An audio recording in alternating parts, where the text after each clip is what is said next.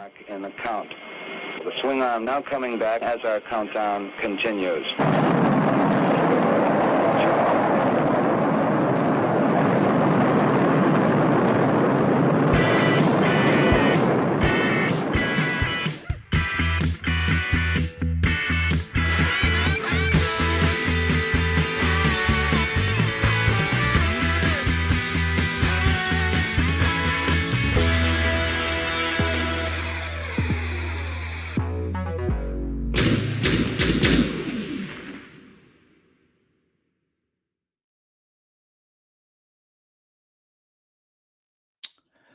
Good afternoon, everybody. Good evening if you are elsewhere other than the West Coast. And there you go. Sorry.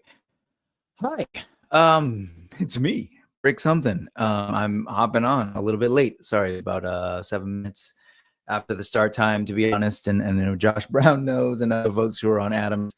Super last minute getting the stream together. But yes, wanted to get on the normal 3:45 Sunday time today. I did have a vision for what I was going to do today, and then just so here's the secret: when I don't have a guest, you know, I get a little looser, and so I was like, oh, I got to do this with the kids. And there's just a bunch of stuff going on, and you know, yeah, I'll get to the thumbnail. Yeah, I'll get to the stream.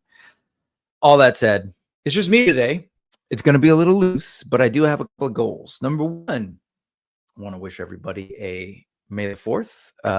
As a Star Wars fan myself, May the 4th is always fun. It's a fun reminder that there was this thing that was created in 1977, or I guess that was unveiled, unleashed on the world in 1977, called Star Wars, that ended up having a huge influence and occupying a ton of real estate in my brain and my heart for the last 48 years. And so I want to do that. Number two, I would love to do a little bit of a wrap-up of how the weekend went. As everybody knows who's been watching, may the force be with you. Sorry, that's for Rick. Peace and long life. So anyway, as everybody knows who's been watching, this weekend was a big one. Yesterday was May 3rd. And we just had the West Coast Mythic Meetup up in Sacramento, 2 hours away from where I live.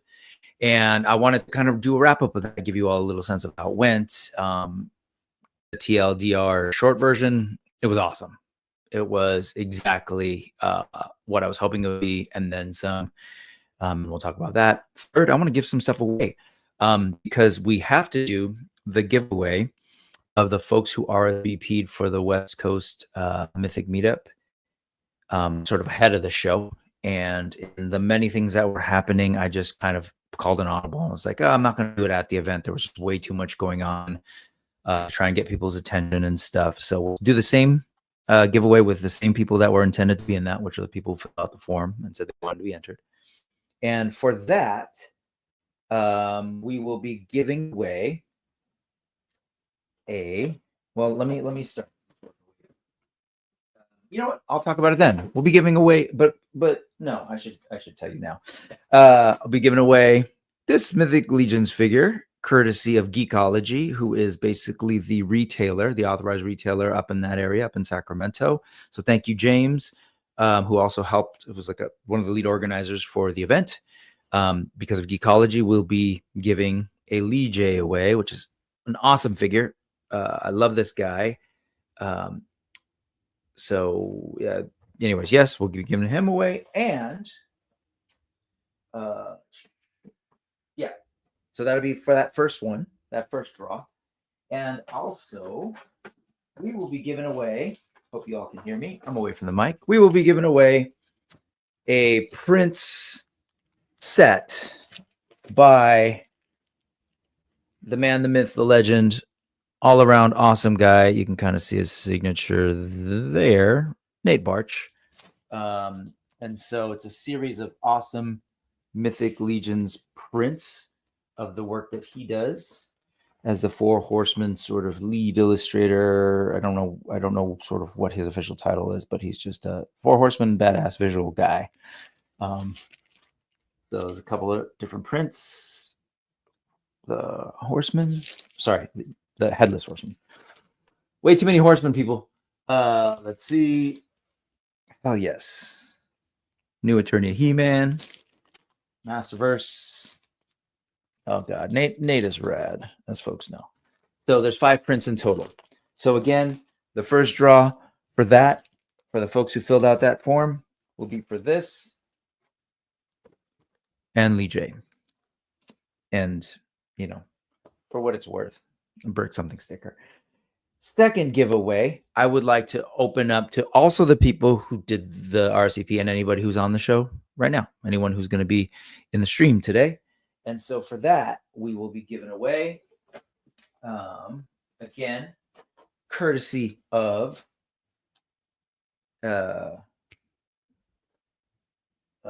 sorry, brain fart. Again, courtesy of Geekology. From that same retailer appreciation wave, a blue Agnon, glow in the dark. Sorry, don't listen to me, but we're giving it away. This one, because I didn't get him. I got the old school one. So we'll be giving him away. Thank you again, James from Geekology, as well as, wait for it, another series of prints. So there's that. And then we'll do a third giveaway today, and I'll be trickling the rest out later, because Geekology still has one more figure, and there's others. But for today, just for the folks who are here today, this is both for the Mythic Meetup, and today this is really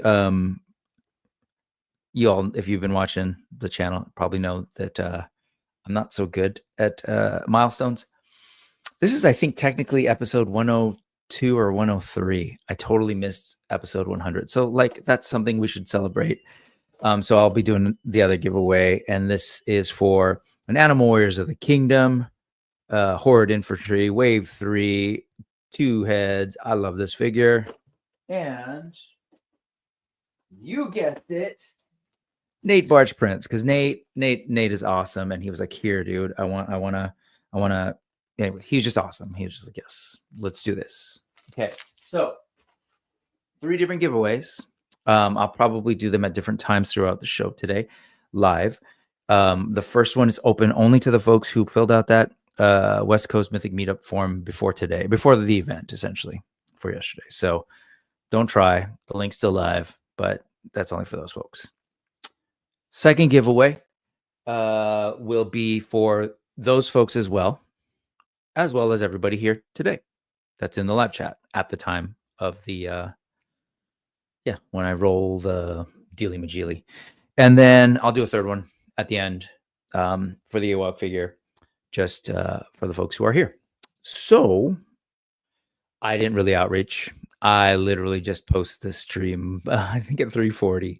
So if you want to increase the odds by telling other people we're going to be doing those things, go for it. If you want to just be like, no, screw it, just us, then be that way. And if you're watching this on the replay and you're wondering who those greedy people are, I'm going to tell you.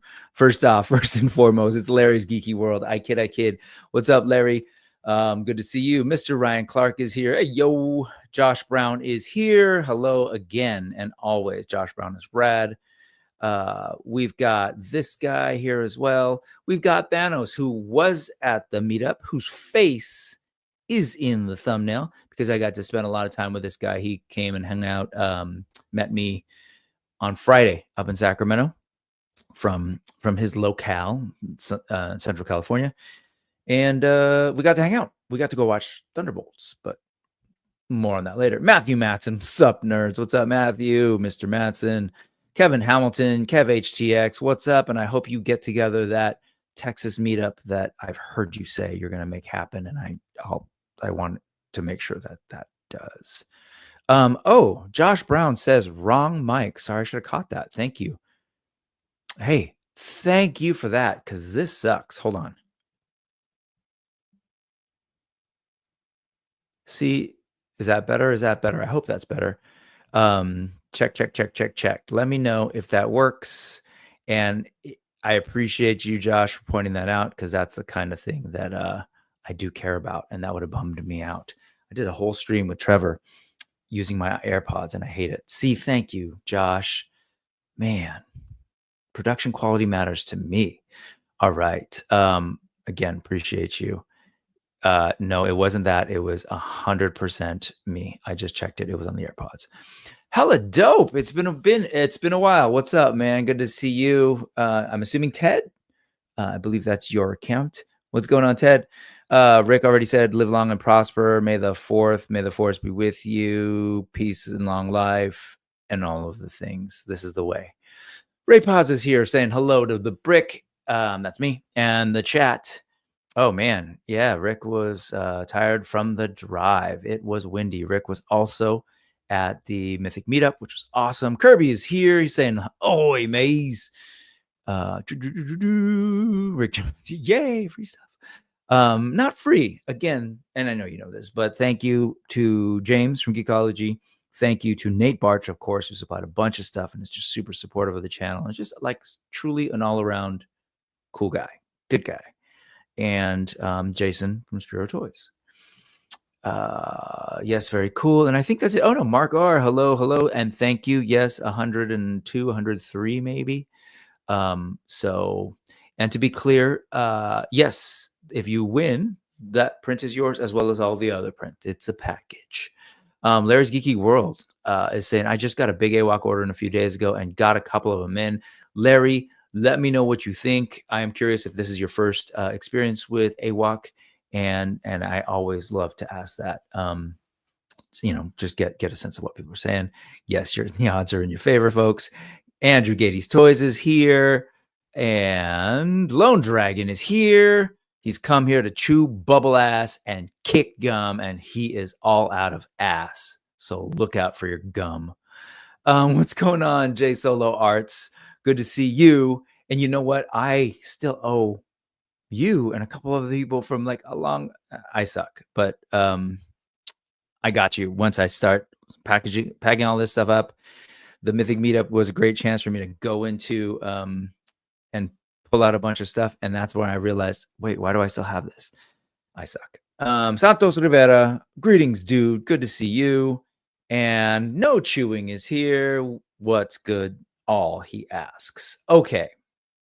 So first and foremost, we're gonna talk about, just real quick, not a ton, but just a couple of like some heads up, I guess. It is in fact May the 4th, and so there's a ton of really cool things happening.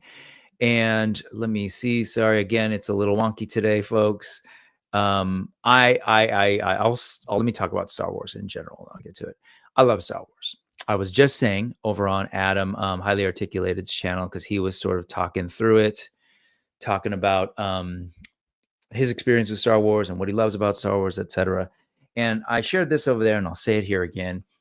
I love Star Wars just like I love Marvel Comics, and I, to a lesser extent, but still love DC Comics.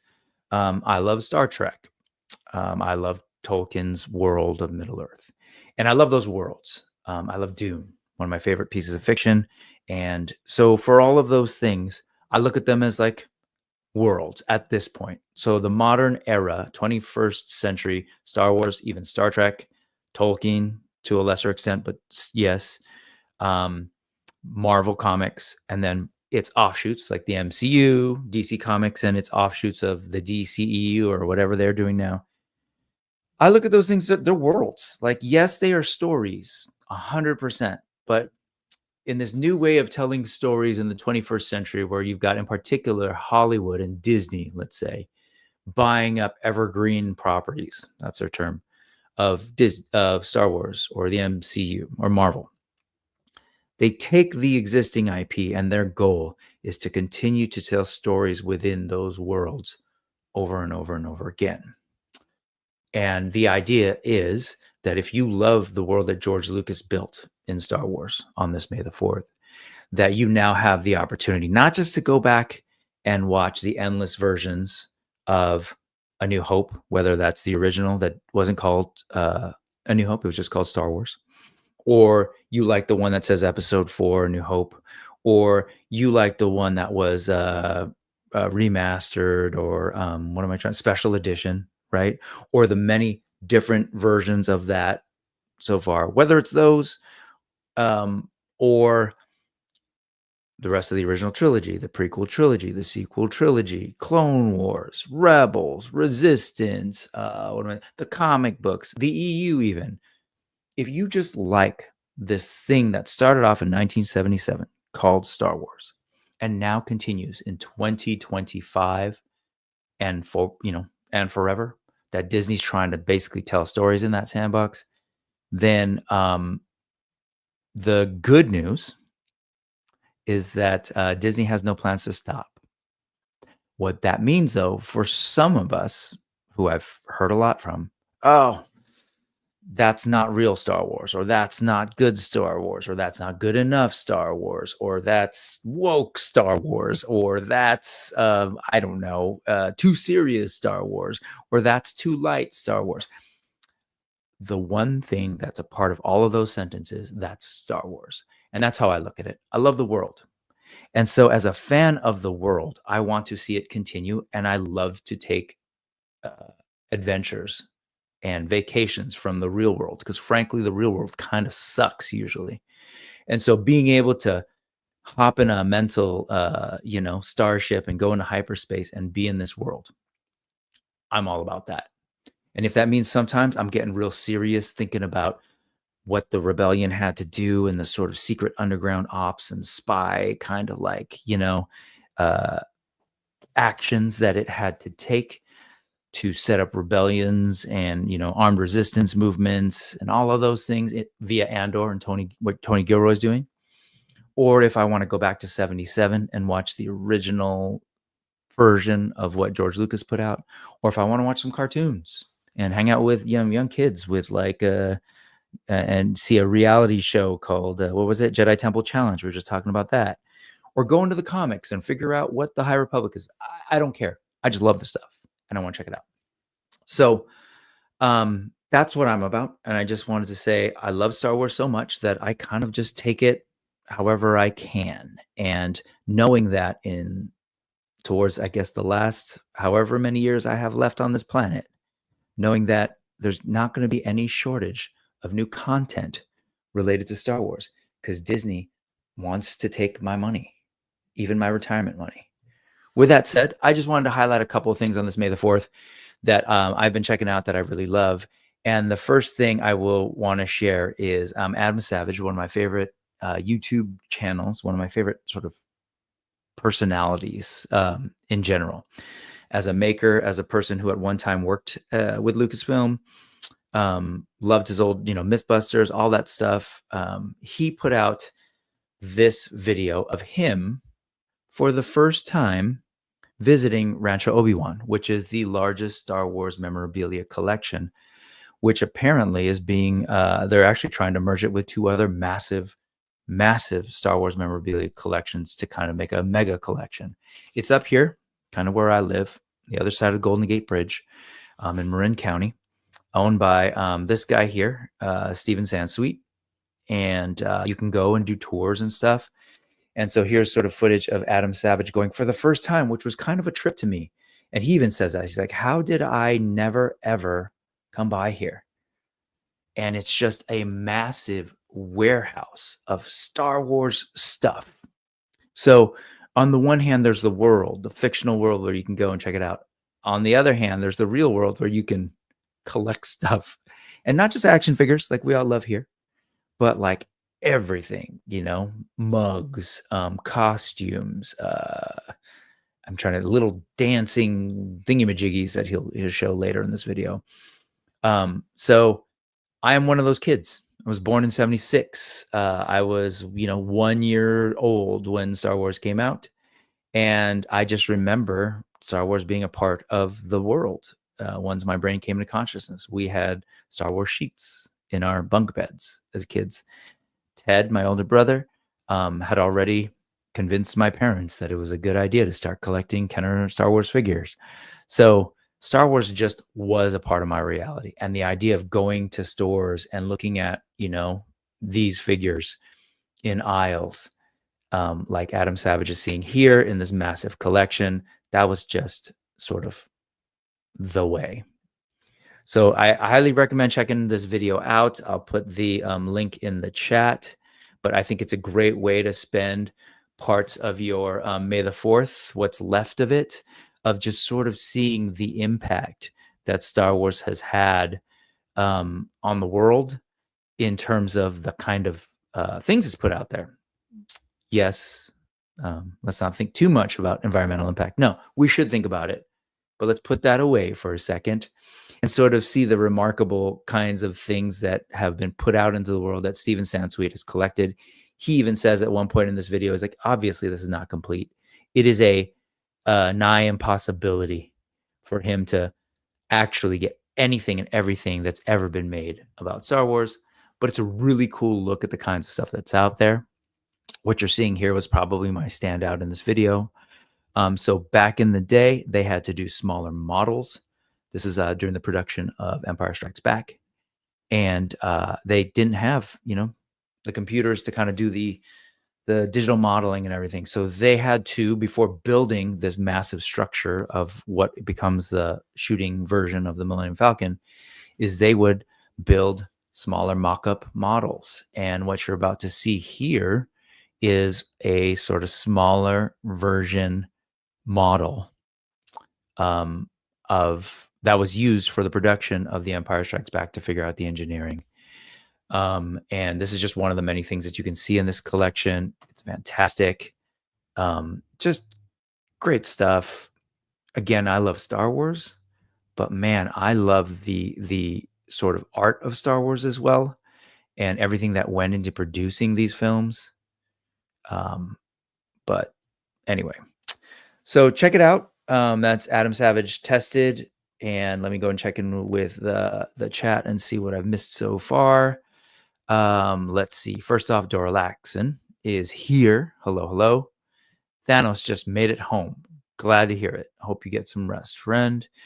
Let's see. Oh, hell yes. Mr. Ryan Clark got his first Animal Warriors of the Kingdom figure this week, Gladiator Pale. I hope you enjoy it. Dora Laxon with the resounding review. Watched Thunderbolts this morning. Better than I thought it would be. Good. I'm glad that your expectations were exceeded. I've had a blast, and I'll talk about that in a little bit. Getty's Toys. The goal is to make money, but go on. As far as Star Wars goes, the goal, huge goal, of course, of Disney was to make money, period. But not an apologist at all, 100%. And we can have conversations around capitalism and its impact on the world separately from this show. And I'm happy to entertain those. But let me say that if Disney hadn't done that, I wonder what it would be like without new Star Wars. And I will just say that I prefer to be in a world where I can count on more and more Star Wars coming. Vaz is here. What's going on, both of you? Hello, great to see you. Charlie Squared is here. Hello, hello. Lone Dragon is looking for NECA, Elisa Masa, and some Zabu parts. If anyone can help him out, hit him up. And then Lone Dragon is saying the only really, really good Star Wars is the one with Picard in it. Yes, I believe it's called Dune by Alan Smithy. Yeah, JMag77 is here. What's going on? No one hates Star Wars like Star Wars fans. Yes. And so I guess that doesn't make me a Star Wars fan because I love it and I don't understand the hate that Star Wars fans put into it. But I do. But I don't. Josh Brown, it's somebody's Star Wars, so feel free to ignore and move on. Yes. No matter what new Star Wars is coming, it's somebody else's Star Wars. Feel free to ignore and move on. Which again, I didn't quite finish my point earlier. I'm rambling. But Star Wars. I briefly mentioned that I like it like I did Marvel Comics growing up as a kid, or DC Comics. This is what I've come to understand now that Disney has bought it and is going to make Star Wars stuff forever, presumably. I need to look at it like I do Marvel comics. As a kid, I read a lot of Marvel comics. No way in hell did I read every single Marvel comic that was ever released. There were titles that I never paid attention to. There were titles that I never had access to, but I still love Marvel comics and the Marvel universe. There were characters that I absolutely despised and wouldn't want to read, but I understood that that was that character. I would do exactly what Josh says. I kind of generally ignored it unless they were in a crossover like Star Wars, like Secret Wars or, Onslaught or whatever, X-Men versus Avengers. And then I'd enjoy them for what they are and what they contributed to the parts of that universe that I loved, usually X books and so on. And so I look at that like I do Star Wars. Like there were comic runs that I absolutely hated in some of my favorite titles, but I didn't disavow them. I didn't say that they ruined Marvel Comics and that Marvel Comics were ruined forever. Even if I hit a bad X-Men run that I just hated, I hated the art, I hated the writing, I wouldn't go, man, X-Men is destroyed forever and it's never going to survive and it's the worst thing ever. X-Men went woke. It's horrible. Stop reading X-Men. Like that would have been silly, and it continues to be silly when people do that with Star Wars or the MCU. That's my take. And so I'm with Charlie squared. I love how there is something for everyone. Absolutely. And as someone who recognizes that and has the wisdom to recognize that what Charlie squared just said is true, it's bad juju, bad energy to tell folks, hey, this Star Wars that's being put out right now sucks. It's horrible. Don't watch it. And boo, Star Wars is dead. No, just like it just doesn't make any sense. And yes, may the force be with you as well. I'm going to keep doing that. And yes, amen, Josh. The alternative is that it doesn't exist. And yes, the new stuff keeps the old alive. I'm also a fan of the type of serial storytelling, like I said, from Marvel Comics. So I've always been fascinated when a writer or a group of writers over long periods of time tell stories that connect to one another, right? So when J.R.R. Tolkien wrote Lord of the Rings and then said, I want to do a kid version first and did The Hobbit, he could have written two completely different stories. But instead he said, nah, I love this world, the Middle Earth, and I want to connect it. And here's a thread. Bilbo Baggins is related to Frodo Baggins. Hey, Gandalf is in this one, and he's also in this other one. I loved that as a kid. Blew me away to think that there was history involved and that the events that happened earlier would have repercussions in future installments of the story. Same with Star Trek. When The Next Generation came out on October 1st, 80 something, fifth grade, maybe 86, 87. When that came out, blew my mind. Oh, what? There's like a new generation, a new version of the Enterprise that wasn't necessarily going to ignore the old one at all. In fact, we got to see, what's his name? Dr. McCoy. Oh my God, it's been that long. Yeah. In The Next Generation. Like that stuff was cool to me. It was like our world. There's history, except better than our world. Cause yeah. And so anyways, I'm rambling. Hi. Yes, Larry's Geeky World. I would love to visit Rancho Obi-Wan. I don't know why I haven't either. Yes, Doralaxin, I feel like we're not going to get to retire for a bunch of reasons, not just because we spend too much on memorabilia. Brick is only 2 years younger than me, and he looks like he's in his 20s. Looks like he's in his 20s. Meanwhile, I look like a shoe. I hope you look like a shiny Doc Martin boot. Ox blood, pristine gold stitching, sir. Mr. Ryan Clark, I was born in 78. I got the feeling that you're younger than me. Born in 76, sir. Thank you, guys. I appreciate that. J Solo Arts. No, not Hyperboard. It's the, you know what? Maybe it has something to do with my positive outlook on Star Wars and MCU and just trying to enjoy things rather than spending any unnecessary hate because I will say negative energy ages a person. Larry's Geeky World's born in 81. Return of the Jedi is my jam. Rick Jones is in fact a Jedi, which is awesome. And I got to actually see Rick in person at the Mythic Meetup, talk with him. And man, it was really cool to kind of hear his experience with Star Wars and the stuff that he does. So, Breon Banks, hello, sir. Curious, do people still hate Darth Ray? I love that figure. I think it's super underrated. I don't know. Folks in the chat, do you hate Darth Ray? If you're asking me, I never hated Darth Ray. I thought it was really cool. To me, it was in the tradition of Luke having to fight his, not demons, that's not the right word, but facing his fears in the tunnel cave in Dagobah, striking down what he thought was Vader, and then revealing that the face under the Vader mask was his own. So it's like poetry. It rhymes. Not sure what the zing was, but zing. JMac77 asks, did anyone see the Not Wow horse armor tease this week? Can't seem to find it. Unsure if it was Medi Toys, Fury Toys, etc. I did see it. Depending on time, I would love to show it. But it's not up for pre-order yet, but it looks fantastic. And Thanos is saying, sometimes those bad runs on comics lead to interesting things later. 100% agreed. Yep, that's the beauty of creativity and storytelling. The challenge is making it all work really well together. And sometimes it happens 10, 20 years later.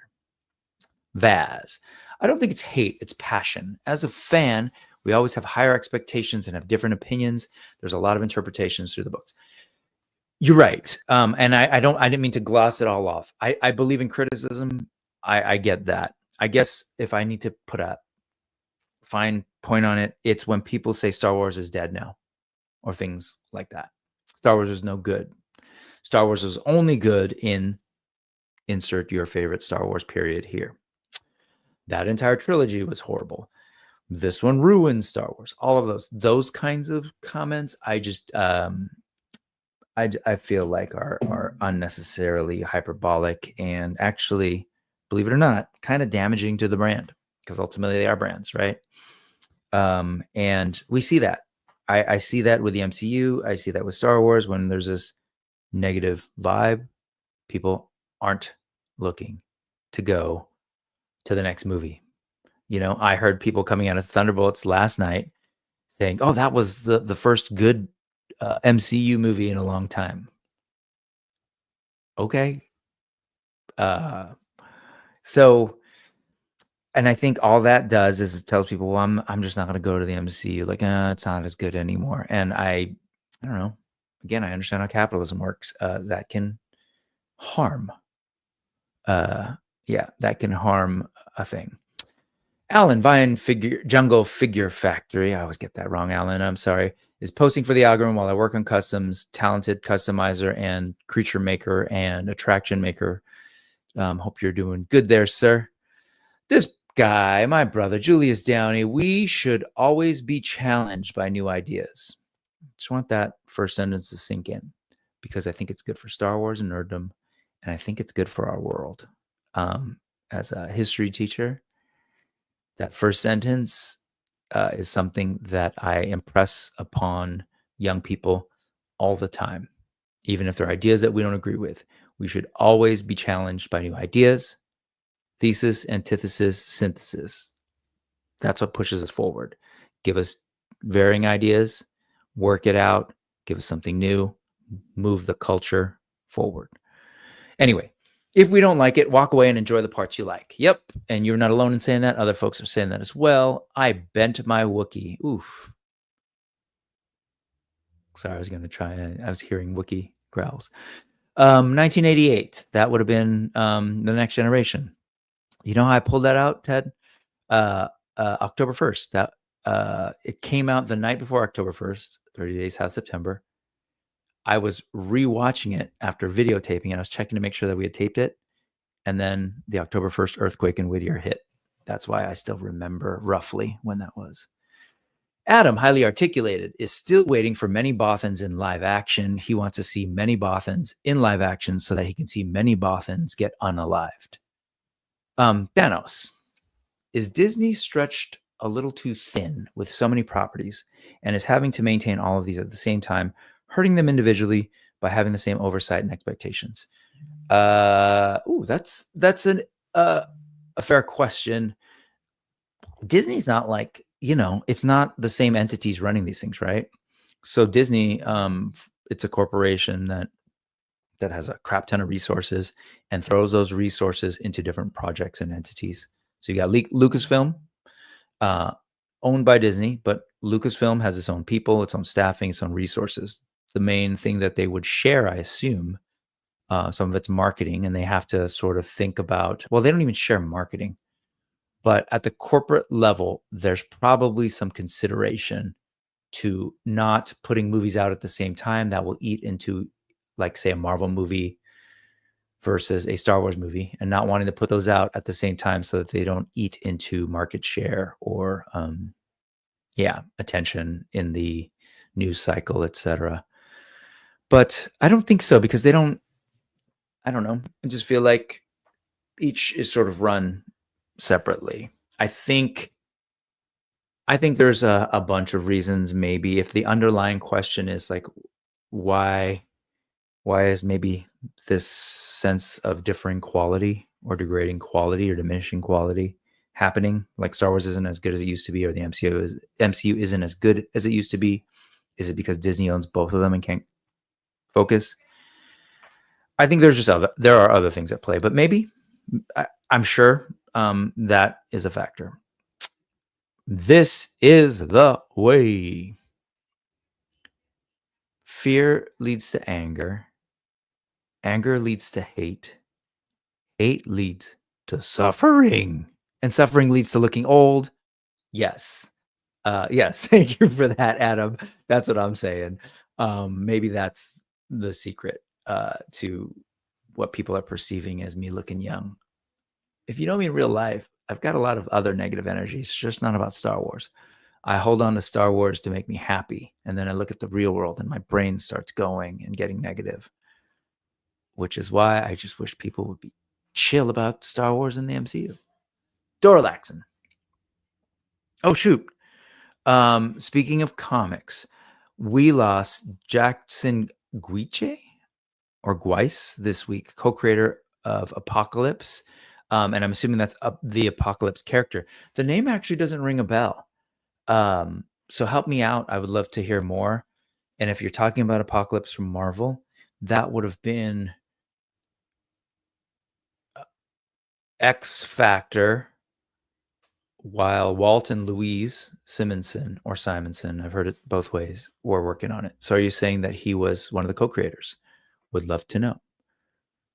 Rick Jones says, rest in peace. Rest in peace and power. People are wondering why I always put that in the chat. Nolan is here. Rick Jones, I loved his pencils. Oh, so that's probably who it was. He was working with Walter and Louise, probably with Louise, right? Since she was doing the scripting. Mr. Ryan Clark says, passion is great, but it shouldn't lead to hating casting. Hate casting so much. Oh, hating casting so much that these actors are harassed online. Absolutely. Star Wars in particular, right? Whether it was Ahmed Best, whether it was Rose Tico, aka, oh my gosh, I'm forgetting her name, the actor's name. Ray faced some of it, Finn faced some of it, the actors. Like, yeah, there's passion. Then there's the other side of that, the dark side, which is hate. Yeah, man. Lone Dragon, how dare you speak ill of negativity? Unsubbed. Peace. I don't know if you're still here, but sorry. I'll draw the line. I know you're kidding, Lone Dragon. And Adam, did you just crack my case? 3-star, draw this in. What's up, Brick in chat? Listening in the background, doing some editing. Awesome, 3-star. And I'm going to pause there and keep going. There's a bunch of other folks. Oh, no, actually, let me finish this. I'm going to keep going. I'm going to skip some, but because Dorlaxon. So Butch Guice, or again, not sure how to pronounce the last name, Very prolific artist for DC and Marvel, amazing pencils. And so great. So I'm assuming he was penciling maybe in the first appearance of Apocalypse. I wonder what that would have been. Was it the one that had his four horsemen flying over top? That must have been like within the first 10 issues or so, maybe the first 20 issues of X Factor. I was a big X Factor fan. Yeah. Anger towards an actor. Oh, sorry. See, now I thought you were going with Yoda and anger again. Anger towards an actor, maybe the most misguided anger I can think of. 100%. People are whack. Simple people. You're simple. Come on, folks. Be complex. And I agree with Larry. I loved Rose's character in The Last Jedi. I loved Paige, Tico. Man, she was dope, and way to set up so much in just the opening scene of dynamics, character dynamics. Yeah. So here you go. Number 5. Wiki says Apocalypse debuted in X Factor number 5 in 1986. Those are good times. Walt Simonson, his art was big for me because I was eventually got really nerdy into graphic design, and he had a economy graphic style that I really dug. It was super graphic. It was almost like fashion illustration. Anyways, okay, Star Wars. So there's this. The other thing is that on Disney Plus, which I don't have a good visual for, but on Disney Plus there is a new show, and that's Star Wars Underworld, which is cool because if you know anything about Star Wars Underworld as a title, that actually takes its title from an unpublished, here's the full title, Tales of the Underworld, an unfinished show that Lucas himself was trying to work on with HBO. And the whole premise was that it was going to be a more adult show, again on HBO, where we were in the lower levels of Coruscant and dealing with the scum and villainy, if you will, of the Star Wars universe. Again, beauty of a world, right? We got to see all sorts of things in those first 6 episodes of the Star Wars saga. But we didn't get to spend time with who the bounty hunters were or who the criminals were and the criminal syndicates. And so, because it's a world, at one point, George Lucas himself was going to do a show, and there's all sorts of stuff that's come out of it, but unfortunately it didn't happen. There was a video game tie-in with I forget it now if it was going to be Boba Fett or if it was going to be his dad, Jango Fett. Anyways, fast forward to 2025, May the 4th. Today, this is now live on Disney Plus. Yep, that evil Disney corporation that's destroying Star Wars because they're way too woke and ruining our childhoods continues to make stories like this. It's a bunch of animated short stories in the vein of Tales of the Jedi and Tales of the Sith. And then the 2 key characters that it sort of follows through are going to be Cad Bane, and Asajj Ventress. So I haven't watched it yet, but those are the 2 things that I would recommend. The third thing is sort of Star Wars related. It's been out for a little bit, but the second season of Light and Magic, which is a documentary series about Industrial Light and Magic. So that would be this visual. Industrial Light and Magic, ILM, has a fascinating story. Without it, Star Wars wouldn't exist, and all the Star Wars that has happened since then, and most of the movies that you probably enjoy as a genre fiction fan would not look, sound, and feel the same if it wasn't for Industrial Light and Magic up here in the Bay Area. George Lucas's sort of production arm for special effects, eventually, splitting it up into the special effects ILM, and then eventually Skywalker Sound, right?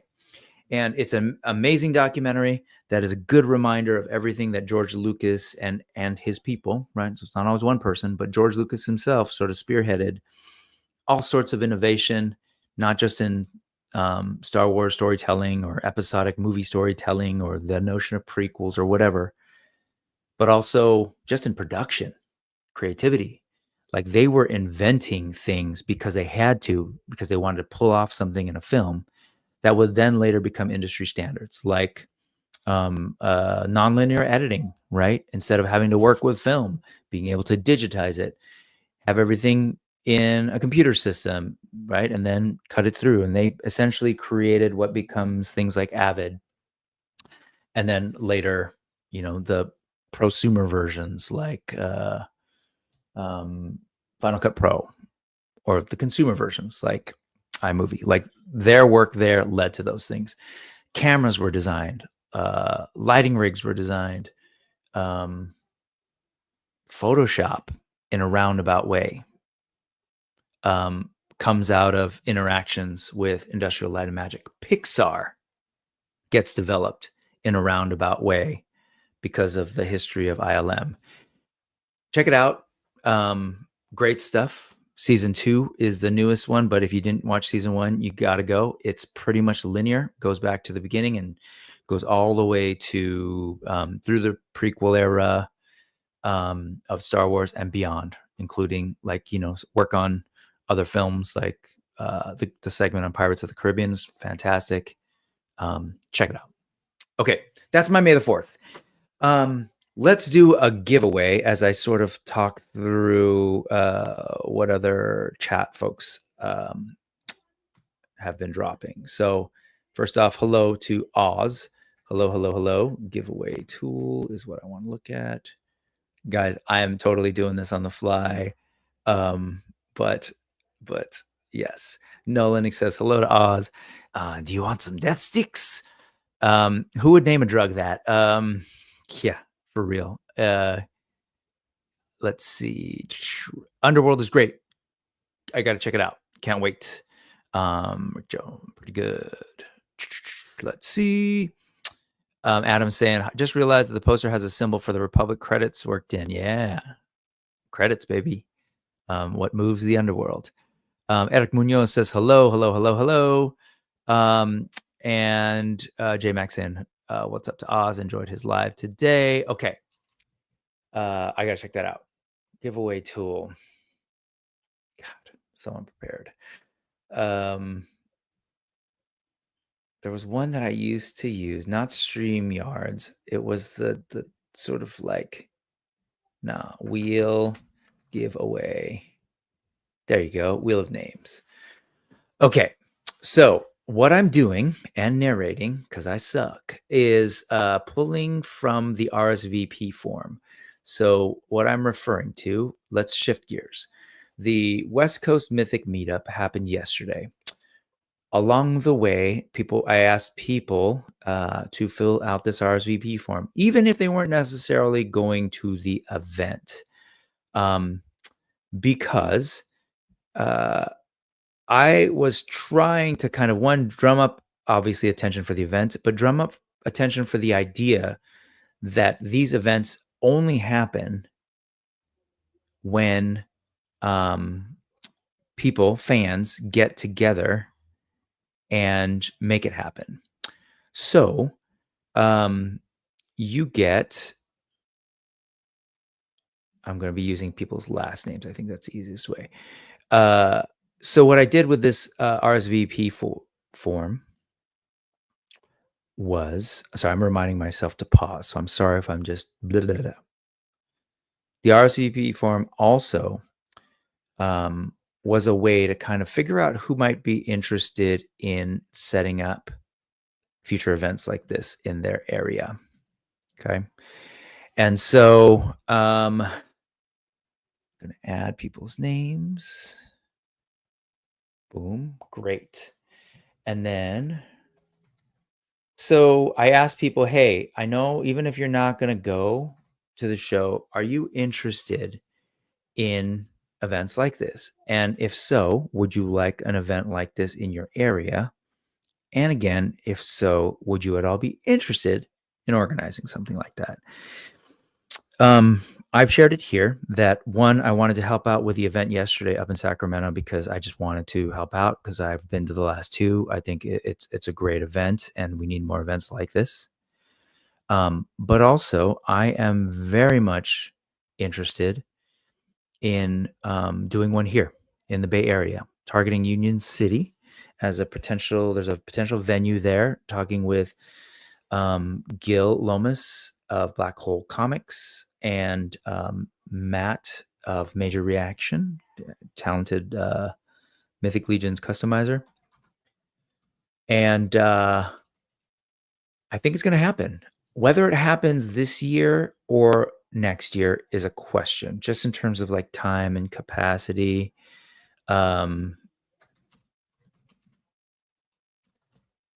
Sorry. And must be present. Thanks, guys.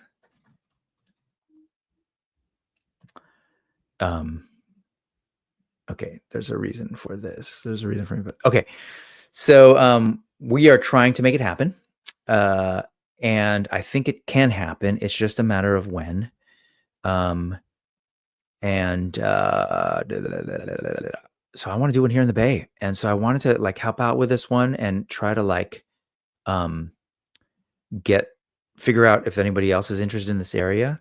But then my goal is also for the other areas. Like there are some folks from the Pacific Northwest, Southern California. I want to send those to Jeremy over at the Four Horsemen, and you know, send those names out to people, and just maybe follow up. So maybe we can get more shows where the Four Horsemen Studios are at. Anyway, real quick, I just dropped this link into the chat. If you are here, you'll see that hopefully in the chat. Go ahead and start adding your names. This first one is only going to be, this first one that I'm about to draw is only for the folks that already filled out this form as of yesterday.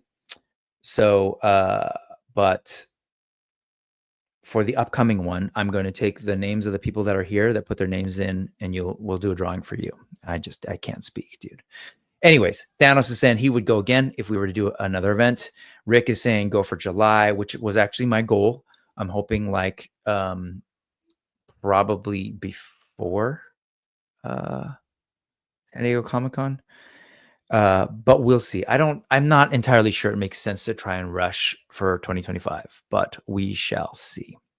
Okay. So, I am going to go ahead and draw this first one. And so here is the wheel. Close this ad. Okay. Put the wheel here. This is for the people who filled out the RSVP form. This is for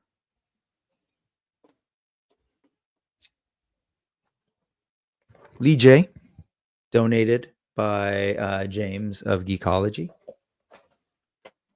And the set of Nate Barch prints, one set of Nate Barch prints, there's 5 prints total, is going to go to one of the persons who filled out the form and asked to be entered. I'm about to pull it. And here we go. I don't know if y'all can hear it, but there's like a weird sound going on right now.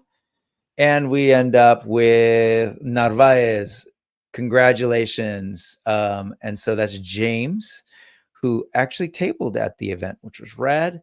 So congratulations to James. He will be getting that. I'll be contacting you. I have your contact info.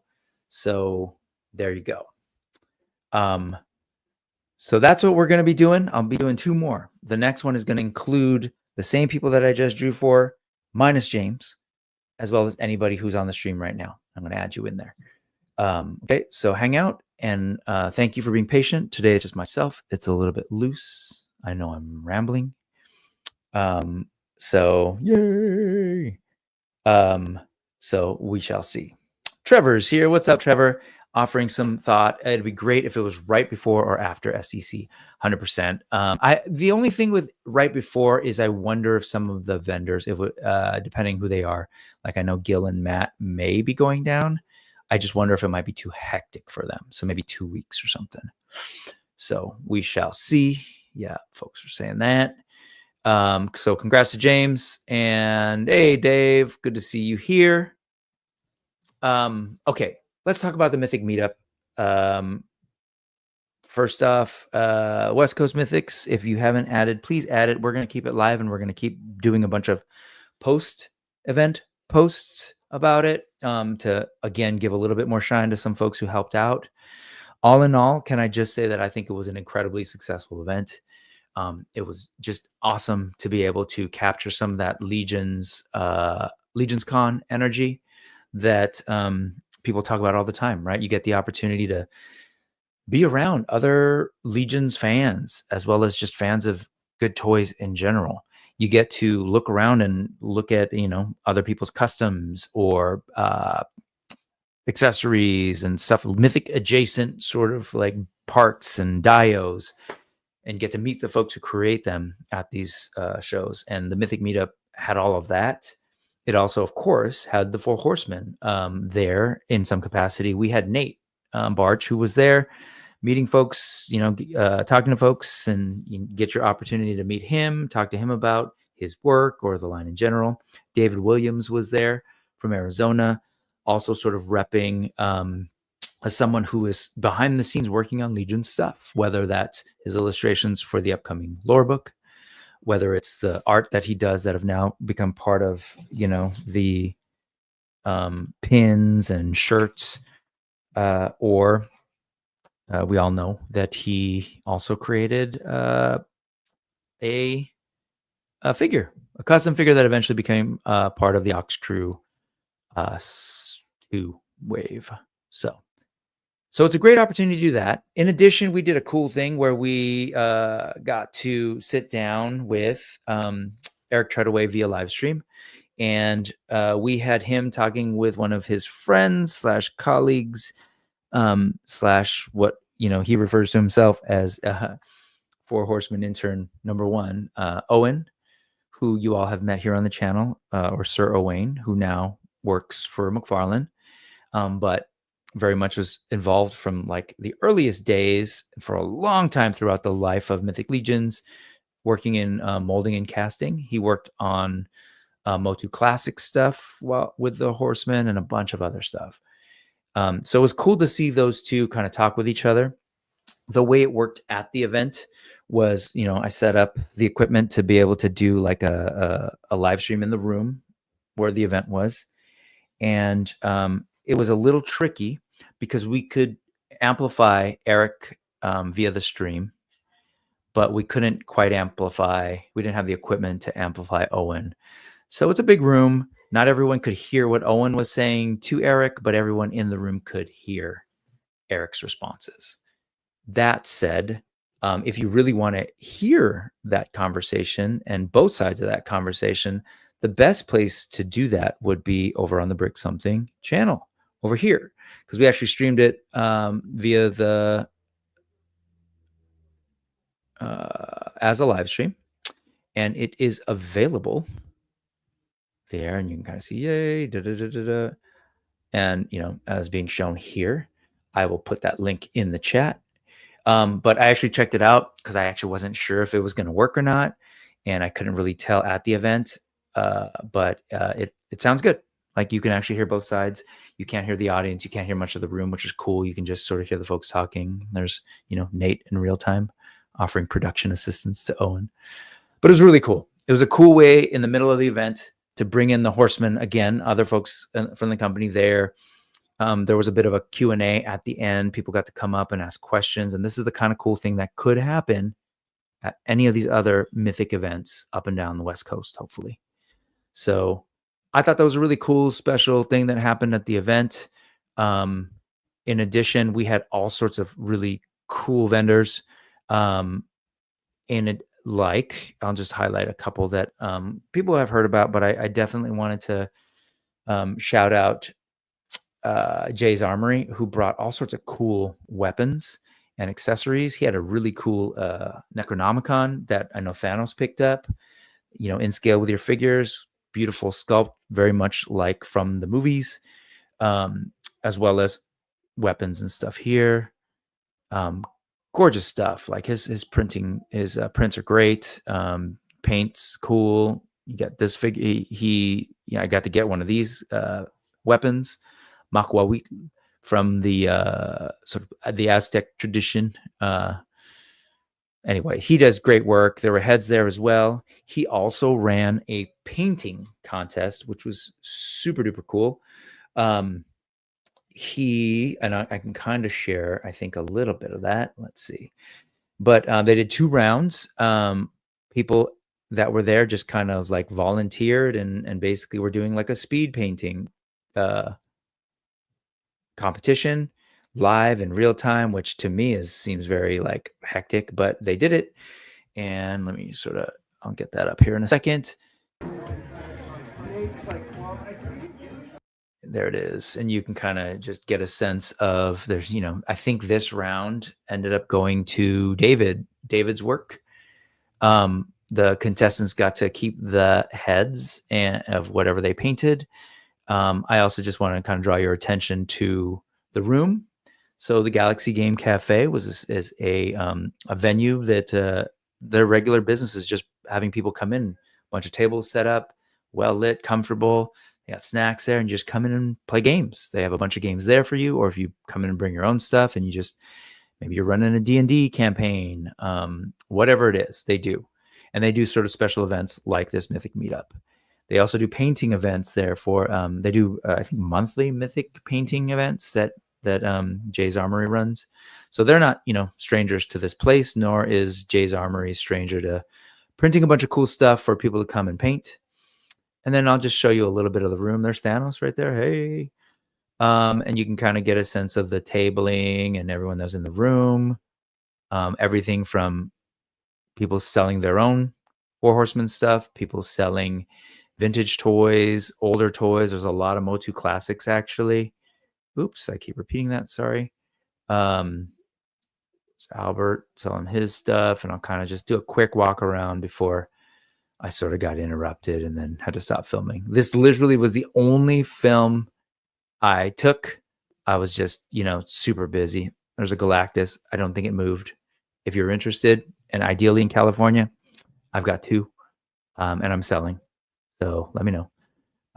There's Angel Nolasco, and that's James right there, who helped coordinate. Both these guys helped us organize this event. There's a Spiro table over here, and that's my personal table of selling some toys that, it's time to move on. And in the back, you'll see that was the Four Horsemen section. But yeah, I'll just sort of let that play out. Dope event.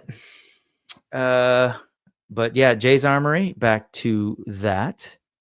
Ran that paint contest, was selling a bunch of cool stuff. And,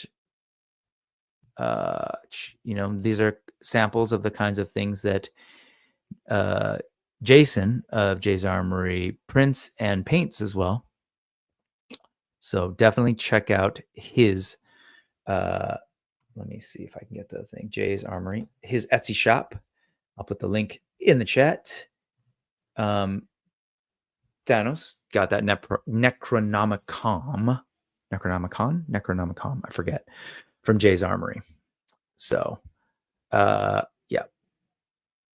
So check that out. In addition, just kind of moving through, the only other one that I wanted to show that we haven't highlighted here yet was Michael Padilla of Mech Bay, who is this awesome Bay Area dio maker. He had a table. There were 2 tables outside, and they did really well out there. And this is just a couple of samples of his work. You can see more posted on the West Coast Mythics Instagram. He entered one of these into the dio contest as well. So just cool work, bringing together cool people. And it was a great opportunity to meet all these people, hang out with them, do all the cool things that happen at these kinds of meetups. What's going on, Allison? 3-star. Hello again. Sorry. And then I like that guy's jail dio and torture stuff. I think you might be talking about Michael Duggar, or maybe you were talking actually about Mech Bay. But if you weren't, let me go ahead and transition here to Michael Duggar, who did I not do a post for insightful imagery? Oh, that's whack. I'll go back and do that. But all of this was Michael's work. He was on one of the first guests to be on here with Steph Ork to talk about the meetup. And the reason I want to bring him up here is because I came home with very few things, actually. And let me show you a couple of things that I did come home with. I came home with a couple of things for myself.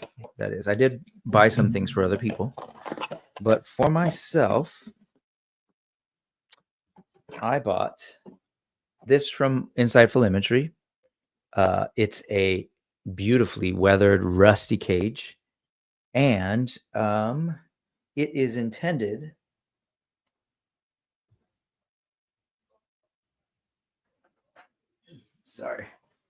all my figures are in a weird place to be it's actually it should be for a sorry, lots of sorries, always sorry. Here, let's do it on this guy.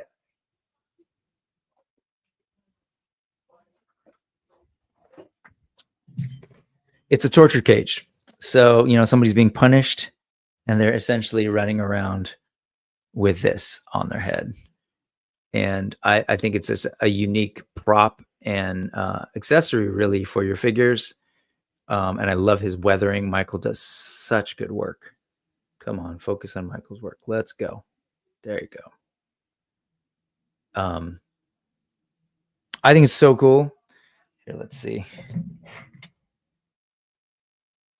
It's so sadly humiliating. But that's a cool little device. So I bought that from Michael. I also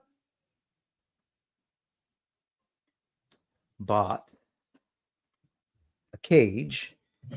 If you're curious how much he charges for stuff like this, the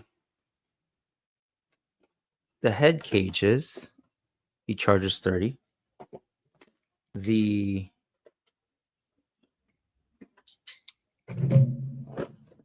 I may or may not have gotten a really generous deal because Michael is awesome like that. But for the cages, what I'm about to show you, different cage. Yeah. A torture cage. $65. Oh God, this thing. Holy crap. I was thinking this too, Mr. Ryan Clark. Gonna break my rusty cage and run. Chris Cornell. He's got a really high register. Yeah, check that out. This is too cool, man. Michael's stuff, hands down, is just some of my he's just an artiste. He puts so much work and detail into this. This is Four Horsemen level detail, in my opinion. The paint job, the rust. I believe he adds cinnamon, and I don't know, Thanos, if you remember what else is in here. It was cinnamon and something else that he adds to get his sort of rust effect. And yes, you could put Mad Mardigan in here. I'm trying to remember where else am I thinking, but Mod Podge, yeah.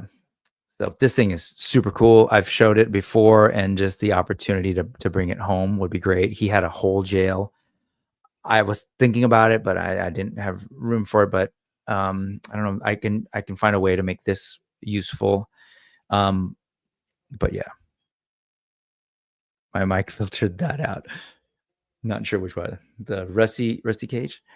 Let's see. And then a pillory. So,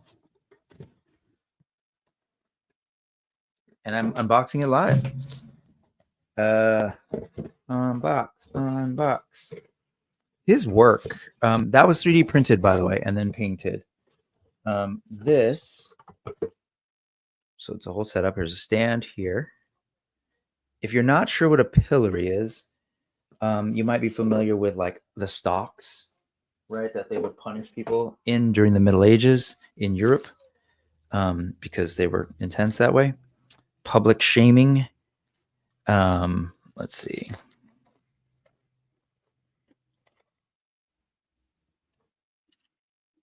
Maybe that's ringing a bell now as to what these things are supposed to be.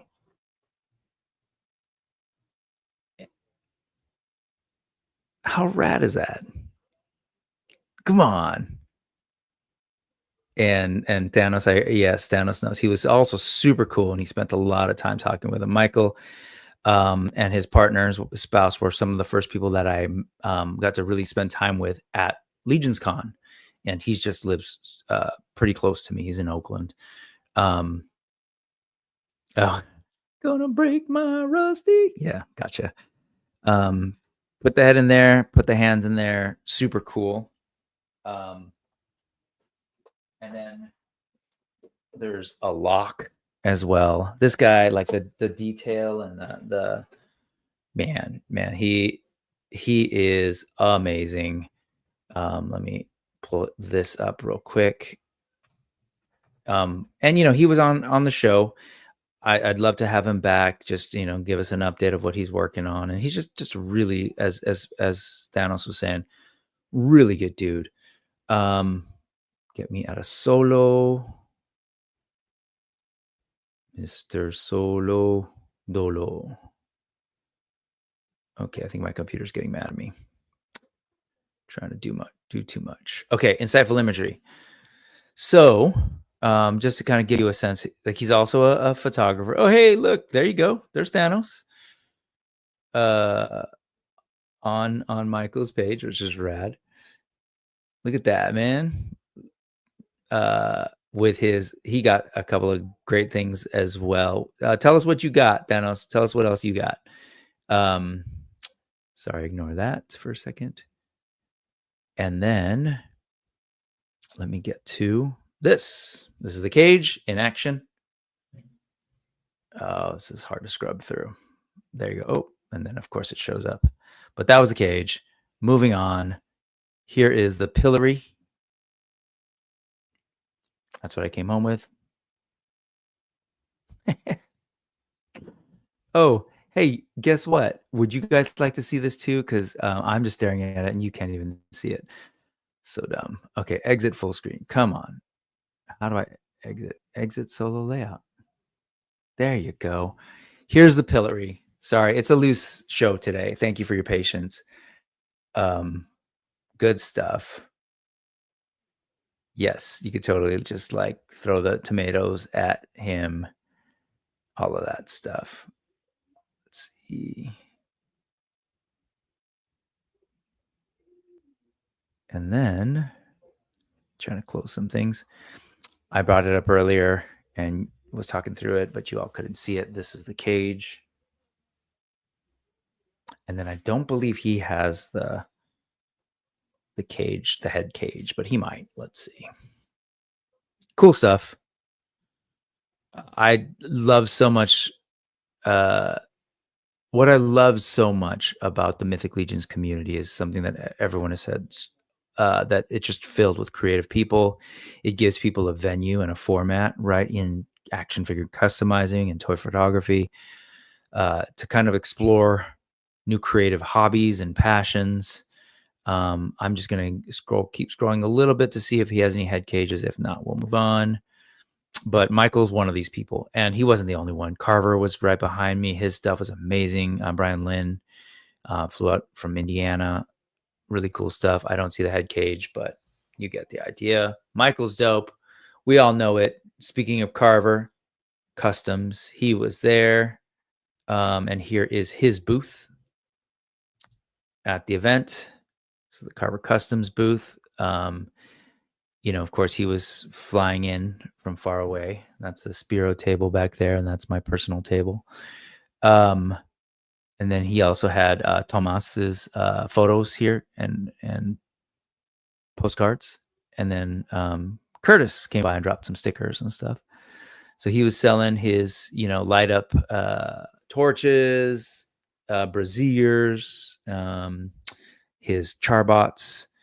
And it was just great to have him be present at the West Coast Mythic Meetup. So all in all, a super successful event. Let me go ahead and just quickly show some photos of some stuff. First off, I put this in the thumbnail. Here is funny face Brick and Thanos. Oops. No, maybe not. Sorry, this one. Our faces were just too powerful. Oh, crap. It's not going to work. Just kidding. Sorry, guys. Thank you for your patience. It's a relatively chill stream today. And I will do a giveaway. I want to remind people, if you're just dropping into the chat and you would like a chance at another Mythic Legions figure and some Nate Barch prints, go ahead and put your name into this form that I'm about to put back into the chat. And we'll do that in about 5 minutes. And you can only enter once. So if your name's in there already, don't do it again. But here's a couple of images. Where's the images? Present, share screen, window, there. Hey, it's me and Thanos. That's what I was desperately trying to get to. So I'll just say I've been hanging out with Thanos. He's been instrumental in making this show happen. But I've been hanging out with him online for such a long time, and it wasn't until this Friday that I got to meet him in person. And that's what these kinds of events create opportunities for, right? You get to just actually meet some folks and, spend some time with them. I wish I could find an easy way to show you photos without giving you like a massive, well, anyway, I'll do it. So there's that. And he wasn't the only person that I got to see. I also got to see a couple of other folks that I've been talking to online. Share screen, window, boom, boom. That's Matt Collectible Fun of Latin Legions and Blake of Recon Rage up in the Pacific Northwest. So both these guys traveled a long way to get to Sacramento. So Matt had to drive up pretty early in the morning on Saturday morning to drive up from the LA area. I don't even know if he drove straight back after the event, but man, I thought that was so cool of him to come out. And then Blake came in from Oregon. And I know Blake is setting his sights on starting up a meetup up there in that area. So if you're in that area, reach out to him or reach out to me. And let's put you all together so that you can make these things happen. More funny faces, because it's like a YouTube thing apparently. Wait, I wish I could just show you some of this without, yeah. And there's Thanos again. This is Tibale, awesome photographer, just a great dude. Got to meet in person for the first time at Legion's Lounge. Here's Johnny and Nate Barch talking at the end when we were like done cleaning up and we were waiting to go get some food. And I honestly was mainly taking a picture of that battle ram because I brought home a Motu Classics battle ram. So in addition to Michael Duggar's insightful imagery, I picked this thing up and got a great deal on it, and I love it. It's something that I've always been a fan of. It very much strikes me as being heavily influenced by Kirby's work on the New Gods. Unlike the old school toys or even the Origins versions, this is all reliefs, painted plastic, sculptures, reliefs, rather than stickers. And I never thought that I'd be able to have one of these things in my collection. Went to the Mythic Meetup, came home with one. So, and what was really cool, I was telling this on the Clubhouse, Nate then, after I bought this from a guy who was sort of packing up, he then proceeds to tell me all sorts of just awesome history about this toy. And what it was like to come up with the designs, talking about how it's a Joe Amaro design and how he had the idea to make it more like hot rodded out with a giant tire in the back. And I again went to the original toy, started talking about how they carved the original one out of wood, and just so cool, man. Nate's super cool. Also at the event was Spiro Toys. I was there representing them, selling figures from wave 1, 2 through 4. And we had a great deal, just like the sale that just ended online. We were offering figures for $25 if they bought more than one item, which was cool. A lot of folks got some AWOC yesterday. And then I had my own personal table as well over there in the corner. So, okay. That said, let's do another giveaway. So hopefully you got to put your name in there. If you haven't, yeah, do it right now. It's check the chat. And I will take us back to, let's see.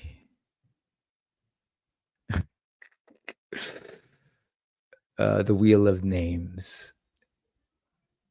I appreciate you all for being super patient. It is kind of a loose day, and I actually don't plan to be on too long much after this next 2 giveaways.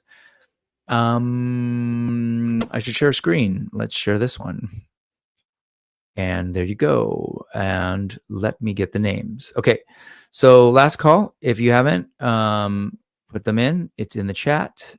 So this is going to be, this will be for, oh, I should do that. The Hagnon, courtesy of Geekology. James, thank you. You rock.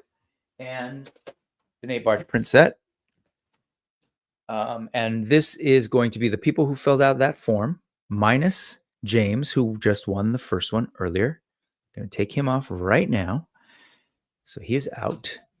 And then I am going to put all of you beautiful people who are here with me right now and added your names into this. So I'm getting those names. Last call, 5, 4, 3, 2. Okay, I'm taking no more names. I am going to add them to the end. And here is the new wheel. You want to inspect the wheel, because I do that all the time to see for your name.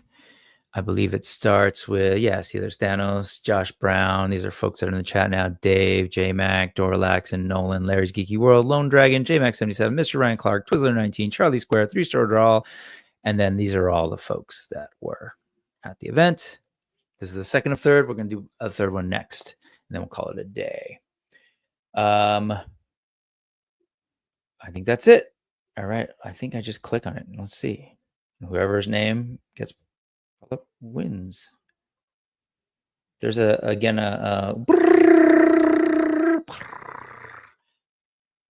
and the winner is last name David or David, and that was Emerson David. So Emerson, I will remove you, and actually I'm going to remove everyone, and then we are going to repopulate with just the people who are here now by doing this and doing that. And there you go. I'll give, if there's anybody else here who was, oh, oops, J-Mac was on there for fairness purposes twice. Were you on there? J-Mac. Ooh, J-Mac, you big. No, I'm just kidding. No, that's me. I should have caught that. Thank you for catching that. Josh Brown, Thanos, Dave Orkin, Doralax, and yes, and technically that messed with the chances last time. Maybe it was a person before that could have, whatever. You know, it doesn't matter. It's random. It's fun. Had fun hanging out with you too, dude. It was awesome. Oh, we got to go watch. We got to go watch Thunderbolts. Yes, Friday. And then after the event, I came home and went to go watch Thunderbolts again last night with my kids, because that's a ongoing tradition we have. All the new Marvel movies and Star Wars movies we go watch on that first weekend. So, okay, Let me actually double check the form if there's any last minute folks. Doesn't look like it.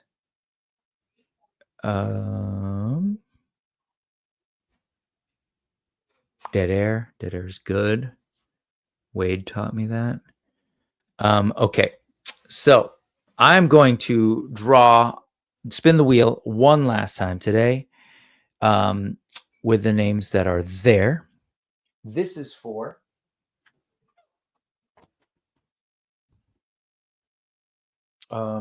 is it for this? No, it's not for this. Sorry. That's a spoiler. Ha. If you wanted this, sorry. You're going to get what you get. It's actually, I wanted to do the army builder today. Where did you go? Where did he go? Where did you go? Where do we go now? Here you go. Sorry. The Atreyu will be given away in a later stream, along with further prints and whatever else I can drum up to give away. So this is for this guy. Okay. Don't get it twisted. Horde Infantry, Wave 3, Animal Warriors of the Kingdom, 2 awesome head sculpts to give you some variety. Let's do it. And, of course, the Nate Barch prints. Hold them again. Gonna roll. Here we go. Quip says, no, wait. Oh, Quip, do we add him? I'm sorry, Quip. I love you so much, but I already said I was done. Here we go. Come on time, Quip. Oh, look. Oh, shoot. Sorry, that would have been kind of funny. Nolan, you win, sir. Congratulations. It would have been funny because this guy didn't want Quip to be thrown in there. Damn it. Yeah, sorry, dude. See, and then here's this guy now laughing at you. Now drama and yeah. I love both those guys. Hang out with them on the Geek Dad Live. Quip now on the show, and Dorlaxin and hanging out with him in the chat. Congratulations, Nolan. Yeah, it's all good. It's all good. And yes, in fairness, we yes, but congratulations to everybody. Really, that's it. You know what? I did say I would do one other thing. And so let me see if I can. Yeah, you won, dude. Nolan wins. He's a big winner. Let me actually end, and hopefully we can get to the horse that I think J-Mac was looking for. Let me end with one of my favorite Instagram accounts that I've shared a bunch of stuff from before. The story with this Instagram account, that I'll pop up in a second once my computer stops being mad at me. Come on, I gotta close some things. Here you go. It is a Key Lion 07. So one of my favorites, because this person in Asia, I'm not exactly sure where in Asia, gets access to a lot of the figures that I love coming out of either factories in general, so they're all in China, but also specifically the kind of stuff that you might find on, say, a 5K Toys or Bombasby or Toys Metaverse, Gundam Shozy store, etc. Stuff, import stuff. And he seems to, like a lot of the same kinds of things that I do, and gets access to them and takes pictures of them real early. So I kind of wanted to share his account, and I believe the horse set that J-Mac was looking at is in here. If not, I will find it. And if Thanos, if you happen to be available to try and find that and send me, actually, no, you're good. Don't even worry about it. But here you see this Medi Toys / Hero Toys non-World of Warcraft figure being photographed or videoed alongside some of the Kulu toys, skeletons, and 4 horsemen, Terpiculi, and a Conibus. And, cool SH smoke effect. A Key Lion. One is lucky because he gets get his hands on these figures super early and takes pictures of them for folks like me here in the States who have been waiting and drooling, and just gives me a sense of what they're going to look like. He has a great eye for sort of like putting these figures together. He knows what's out on the market and shares them on his IG. Really cool stuff. Absolutely. It's a rad setup. That first one, and then this one as well. This figure has light up eyes, like a lot of the Hero Toys and Medi Toys stuff. I was talking with Thanos about it. Like in general, it's cool. It was cool on Illidan.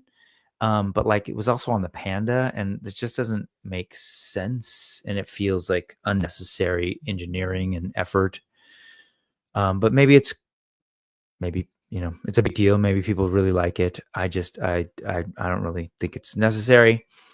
But so there's that figure, and if we kind of scroll through, you can kind of see he's just like he goes to town with these figures, kind of giving us almost like a preview of all the things that are coming with it, like the alt heads and the little imp, and gets to pose them up, take photos. Look at that alt head right there.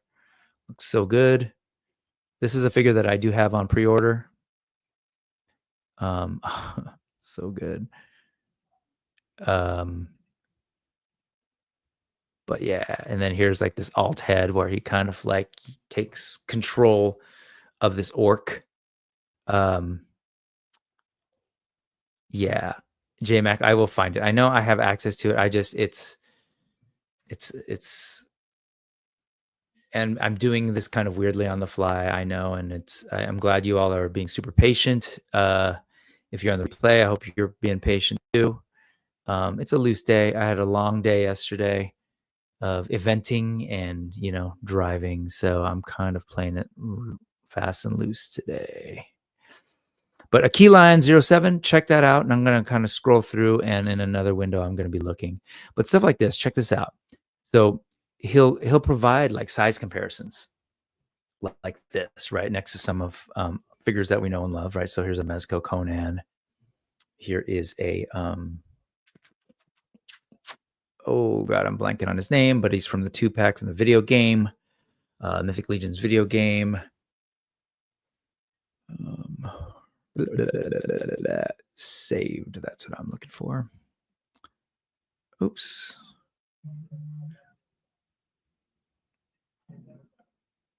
You can kind of see the light up feature there, triggered by a magnet. It's fun, it's cool. I also think it's unnecessary for some characters. I think it works for this character. Here you go. And a couple of, you can kind of see the boxes. This is the box for the imp. And a lot of announcements too, right? Like he helped break the news about like N.E.W.S getting the Lord of the Rings license. If you're not familiar with N.E.W.S, they do fantastic work, but they're also take a long time to make things. Also on a Keyline, this body, which I'm kind of intrigued by. It's a blank body, cool hair, but I love the posability of it. Ooh, who was this? Was this V-Toys? I'll check in a second, but you can kind of see, check out this articulation. It's a trip to see that lower leg bend so much, but it's kind of dramatic gestural drawing, pointing. He can do things. Yeah, leave it at that. And you just take a look at the background. These are all toys that I love, man. You've got Portgas the Ace here. You've got Freerin. You've also got Spiral. Like, just I dig that shit. But yes, this figure is crazy, as he says. Let's see. It's a V-Toys body. Yeah. So stuff like this, he'll show and share, and then he's real good about answering my questions. I'm always like, well, how big is it? And soon enough he'll post, it's this big. Goes well with Legions, sort of. Like technically you could see that body in that armor. Legion's heads tend to be a little bit larger, but here he is next to a shrunken Titan. Oh, this Zod. Can't wait for him. So yeah, that was cool. That's a different V-Toys figure. But let me go ahead and, well, I'll just say this. I finally did pull the trigger and buy this guy, order this guy. So I've got SH Figuarts Zod coming in from Berserk. Looking great on that horse. He's got this cool, like, additional piece where he can do his arms crossed. That's a single sculpt specifically for that pose. I love showing off the head articulation, up, back, down, right? And then you've also got left and right. Look at him posing him next to Zezre figures like I would. So I appreciate a key lion so much. Look at that. Anyways, he enables me. I then shared here and enable others. Look at that. Man, look out guts. Okay, that said, JMac77, I got you. This is what you were looking for. This is for the Fish Toys horse. That's what it was. It was Fish Toys, formerly D20. This was actually on 5K Toys where they announced that it's coming. So it's not available yet. It's not up for pre-order yet, JMac, but it is coming. And so you can kind of see all the armor set for this horse that's coming out, including all this like plastic armor. These, I'm not totally sure because they look like they actually might be soft goods, but with these sort of plastic applique kind of a thing. Because that does look like fabric to me, but we'll keep looking. There you go. He's with that figure. Ooh, help me out, Thanos. Storm. I don't know. I'm a fake World of Warcraft fan. We talked a lot about this figure. Thanos had his thoughts on this figure. Beautiful looking. And together in combination on this horse. I wonder how this armor set would fit on a Mythic Legions horse, because from all the reviews that I've seen of this Fish Toys horse, they are pretty comparable. The Fish Toys horse and the Mythic Legions horses seem to be really, really comparable in size and shape. So, but of course, get a Fish Toys horse because it looks really good too. Both of those are going to be available over on 5K. I hope that answers your question, JMac77. I think it's beautiful looking. It's absolutely amazing. So I love it. The Bro Toys, that was a Storm King. Yeah, that's right. Storm King is the name of the rider. Hey, we got Travis up in here. Yeah. All right, folks. Is that it? Yeah, there you go. That's the one. So look out for JMac usually when either a Key Lion or 5K Toys will show it. That's sort of the progress is 5K Toys will announce, hey, this thing is coming. We're going to carry it. They want to let people know. It could be like 3 to 4 months before you see a pre-order.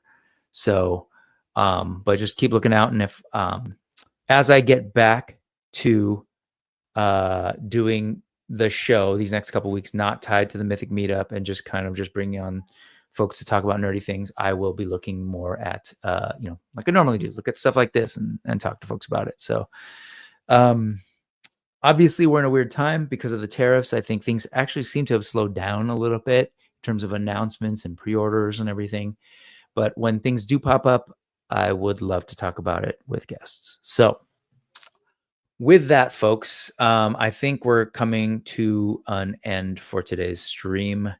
Thank you to everybody who dropped in today. Thank you to everyone who supported the Mythic Meetup in any way, shape, or form. The event was, I think, like I couldn't have asked for it to go any better or more smoothly than it did. I had a great time working with Iz Ramirez, James, Jason, Angel, Mike, the Mikes, Owen, trying to put this thing together. And of course, getting to connect with Nate and David as they kind of came into rep, all the folks who flew in from places or drove in from far away, like Matt, Collectible Fun, Blake, Recon Rage, who else? Carver, of course, Brian Lynn, Carver Customs, Curtis, who happened to be in town for his stepkid's wedding and swung through. Wasn't easy for him. Took like an hour to get there, but he still did it. Rick Jones came up from the South Bay. Like we had a bunch of cool folks coming up from the South Bay, a lot of folks. And so with that, I think we are going to have a Bay Area thing, whether it's this summer or next summer, it will happen. So anyway, shout out to everyone, Mythic Meetup. And thank you to all of you for hanging out today. Congratulations to our winner, James Narvaez, who won the Lee Emerson, who won the come on guy, Blue Hagnon, and Nolan of YouTube ToyTube fame, who won the Animal Warriors of the Kingdom Horde Infantry, as well as the prince from Nate Barch. I will be giving away the Atreyu and the Jacob Marley and more Nate Barch prints on upcoming streams. So check back every Sunday, 3:45 p.m. Pacific. And there will be one Sunday 2 weeks from now where that'll change, and I'll let folks know. We'll be doing those giveaways, and I hope that it was a little loose today. We'll be back next week as normal with a guest, and the show will be more smooth. But I'm honestly really tired, and I got to work tomorrow. Anyway, hope everyone's good. Go watch Thunderbolts. I think it's really fun. Would love to hear what you have to say about it. I've seen it twice, if that's an indication. And that's it. Thank you, everybody. Yes, thank you. Thank you. Have a good night. Go watch Geek Dad Live. Go watch Yimbo. Go watch all the good things. Go watch Ted and Aaron over on Hella Dope. Yeah, hope everyone has a good week. And let me hide my face by doing this. And let me play some music by doing this. And let me,